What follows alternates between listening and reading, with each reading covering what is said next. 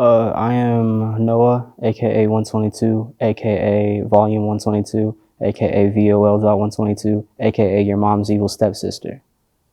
I was born in Wolford, which is connected to Lubbock, and then we moved to like California, and then like to New Mexico, and then eventually came back. And I've been in Lubbock for like I don't know, like 6, 7 years now.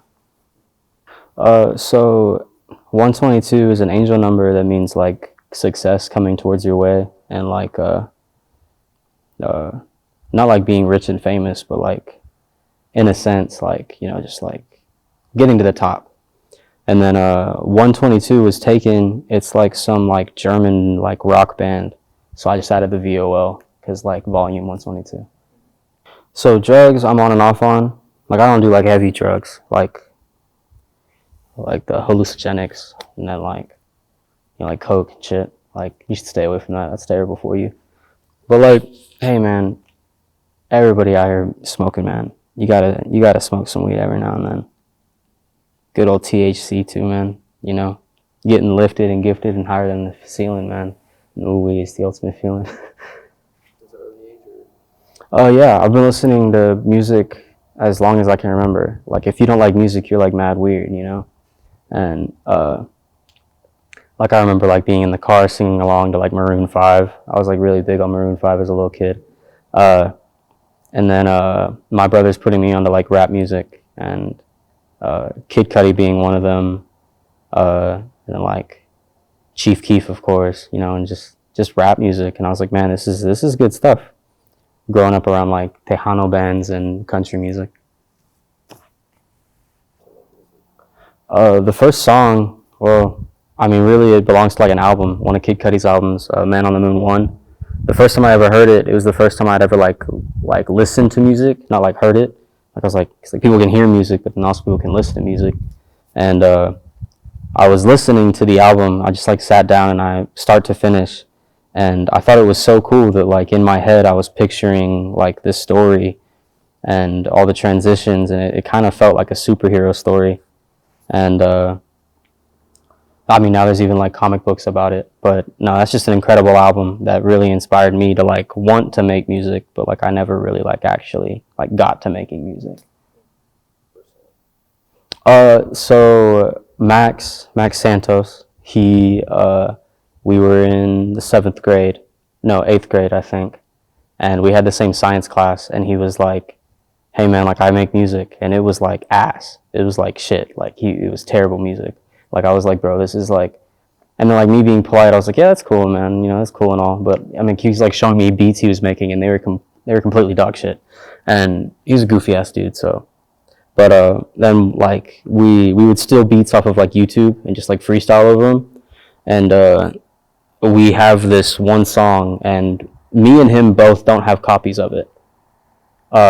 We don't know, like the song's gone, but it's a song called Equal C, and it's legitimately just a freestyle about like completely random dumb shit. I mean, if it wasn't for Max, I wouldn't be making music, to be honest. I mean, maybe down the line I'd try it, but like I really fell in love with it then because I was like, this is cool. So I've always like had like I've like I can play the piano, the guitar, ukulele. Like I've stringed instruments down, and then I bummed a copy of FL Studio from my friend Elijah. He bought it and like wanted to make beats, and then just like stopped. And then I just asked if I could start using his account, and he was like, "Yeah, that's cool." And to this day, that's what I use. I still don't own FL Studio. I bummed it off of him, and I started fiddling around with like VSTs and like different like virtual instruments. Probably beginning of freshman year, because all through summer we just bummed like YouTube beats, and then I sampled a Sailor Moon intro, and this other like chord progression from this one TikTok song I heard.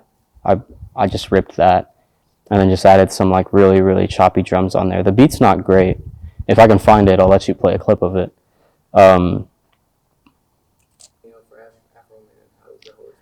Opening up for Afroman was very strange. I literally had just got done with some schoolwork. I got out of my music theory class, and I get a phone call from one of my professors, and he's like, "Hey, you want to open up for Afroman?" And I laughed at him, and I was like, "Yeah, sure."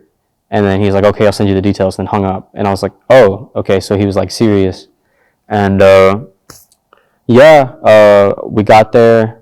We opened up for him. We got to meet him before. He's a huge dude, bro. He's huge. I've seen him in person. I've seen him when he came here like the last time we did. Yeah, bro. That's a big ass dude. And yeah, he has his own brand of pre rolls. He gave us a whole bunch of pre rolls, and we did the show, man. I performed 14 flows, and then a couple of group tracks I had with some of the other rappers I know. So music-wise planned, I'm working on an album right now. It's gonna be like alternative and a little bit industrial, I guess you could say. It's very heavily influenced by like Tyler the Creator and JPEG Mafia, and then it kind of switches around where I'm kind of like trying to explore like EDM music. And if y'all fuck with that, y'all can listen to the second half of the album. Hopefully not dead. That would suck. I want to be happy, if that makes sense. And then like physically, I just want to be in a place I can call home. Hopefully, I've got like a bad bitch by then or something. And I've got my own studio and I'm making music, man. People are listening to it. That's all I really want. I want my music to be heard. What did you think of you Uh, now? Keeping the same mentality as you had, but if you I think me 5 years ago wouldn't really believe what I'm doing now. All the things that like I've done, like all the accolades on my belt, all my achievements, just like in like songwriting, which is like what I'm trying to make my profession. Because rapping is cool, man, but everybody raps. But like songwriting, man, and selling them songs, I don't think me 5 years ago would really believe what I'm doing there. But like rap wise, I think me 5 years ago would be, he'd be like, man, you're making good music now. Because back in the day, it sucked. When life is done with life, it's done. What you made of it is what it is. What you wake up and do every day, the people you love, the people you affect, the people you like, I don't know, like make contact with, all the marks that you make, all the stories that people can tell about you, that'll live on. But life is really just what you make of it. Like, what are you doing right now? Like, is your story worth telling? Will you live on? So when life is done with life, legitimately, it's done. There's nothing you can do afterwards. Whatever you believe in, like religiously, pray it happens. That's all I can say. When my album comes out, listen to my album. If I can remember, I'll have Teddy fucking link it in the description. Also, like and subscribe. I've always wanted to say that. Yeah. What Kanye do?